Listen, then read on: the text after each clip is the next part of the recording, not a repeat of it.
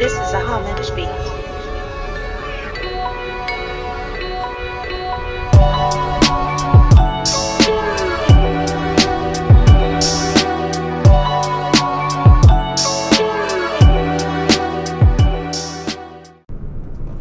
Welcome back to boostinmotion. Today I must say I am doing a review on one of the most favorite cars, one of the most iconic cars, the Nissan GTR. In this review, I'm going to give you my pros and cons, likes and dislikes about this car, and what you may choose to do for your own self if you choose to even looking in the market of purchasing a Nissan GTR. Number one, the motor is amazing. We already know the specs, but the aftermarket support for this vehicle is godly, just like Godzilla itself.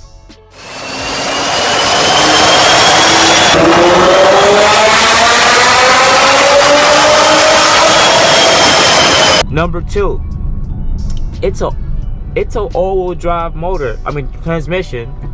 What? With a dual clutch. You can't beat that.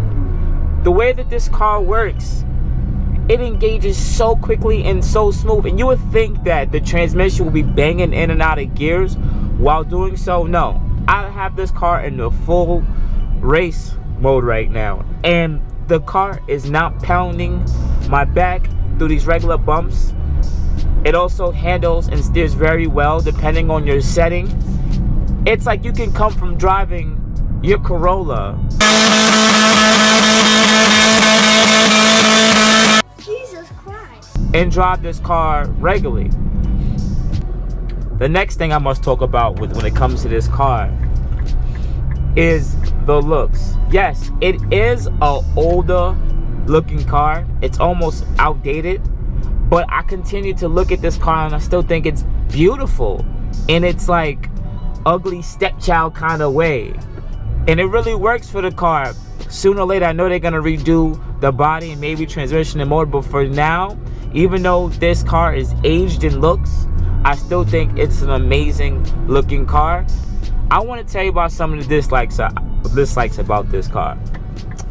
Number one, back window and these side pillars right here. There's a little window on the side pillars, and the seat, when it's pushed all the way back, and this is a 2+2, so no one can sit back there unless you have a baby that can sit back there. But the chair is actually blocking that little window. That little bit of window could save your life when you're driving this car fast or just driving around town because of bicyclists. You don't want to run anyone over.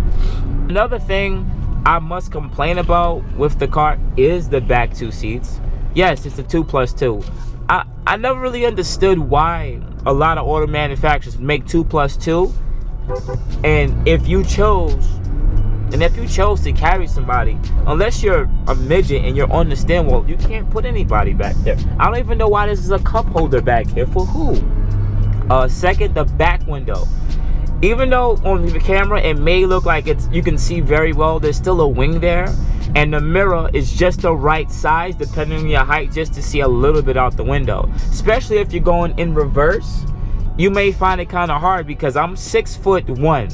So based on this, I have plenty of height up here, and getting in and out the car is easy. It's not hard. But when you go in reverse, you can also see the trunk. It's just a little bit of something I know, maybe based on my height, but I just want you, ladies and gentlemen, just to know that. Another thing, I love these seats. I think these seats are really comfortable, but they're not ventilated seats. I mean, for it being a $100,000 car, you would think it would be able to have perforated leather. That means it has a little holes in it that the leather could breathe. Even though this chair is very comfortable and sporty and it has some good bolstering, I still dislike the car because I'm in Miami right now. If the AC isn't on, my is sweating. And I know if it's in, and I'm about 165, 70 pounds. So if for anyone that's heavier than me, I know this may be a continuing big issue for them. But hey, it's Godzilla, so you can't get everything perfect. Another one of my dislikes about the car is the infotainment system, the in-dash. They've been using this in-dash from 2007 in their G35s. And once for their first model GTR, they used it. It was fine, but at it being a 2016 now, they need to update it more like the Q50 in-dash. Even though that in-dash infotainment system sucks too, at least it looks more pretty and up to date. For it being $100,000 cars, a lot of knobs in here you can get out of the Nissan parts bin. A lot of the knobs for the heat and AC are all plastic. It's, you know, I'm not really so much, I don't really like it. It's, for it being $100,000, there's so much more other cars out there that look way better, that you may be more into. This is just not cutting it, Nissan. It's like y'all like to move forward in some things, but in some things y'all leave outdated. I understand because it works and that's your chemistry about it, but you need to try to move on and update more and more things about your vehicles. One of the things I must say, if you do choose to really look into purchasing this car, understand there's certain maintenance and stuff that you have to pay for. Yeah, launch control, that stuff, but like there's certain maintenance that, unless you're really a auto person yourself and you like to work on your car, if you're not that type of person, maybe you need to look into that, because this car will need maintenance. It does have a dual clutch. All this stuff has service time, and you want to be able to get the car and make sure it's running properly at all, because in a way, even though the price of this car has depreciated a lot, it's not so much of an investment, it's your toy, and you want to take care of your toys break. If you want a two-door car that's pretty quite reliable, that has the aftermarket support that you need, still has a looks that's still timeless, you can be able to pay for a little higher maintenance costs. Even if it's a pre-owned one, I think this car is a steal at $60,000. Remember, this is Nissan. This isn't, I'm not trying to play Audis, I'm not trying to play Benz, I'm not trying to play these other auto manufacturers. Understand that you still get some of the Nissan reliability while getting every buck per dollar, every horsepower per dollar out of this car. So if you're definitely in the market, I would completely recommend getting this car. No matter where you live, you can live in the cold, you can live in the hot, you can live in the snow, you can live in the rain. This car is completely versatile. Even the trunk, even the entrance to the trunk may be narrow, but the trunk is actually deep and wide enough compared to my own Q50. It's a good, amazing thing about this car. And understand, wherever you go, and this is the biggest, most recommendation and the biggest quirk I love about this car, wherever you go, understand that you're driving part of auto manufacturer history in this car.